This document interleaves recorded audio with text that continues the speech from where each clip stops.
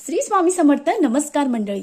आज कार्तिकी पौर्णिमा. कार्तिकी पौर्णिमेला असं विशेष महत्व आहे. या दिवशी त्रिपुरवात किंवा त्रिपुर नावाचा जो राक्षस होता त्याच्या नावाने आज त्रिपुरवात आपण लावत असतो. त्रिपुरवात कुठं लावावी, कशी लावावी, कोणत्या मंदिरात लावावी की घरी लावावी हेच आज आपण जाणून घेणार आहोत. बघा मंडळी, अशी मान्यता आहे की कार्तिक पौर्णिमेला जे भगवान शंकर आहेत त्यांनी त्रिपुर नावाच्या राक्षसाचा वध केला होता.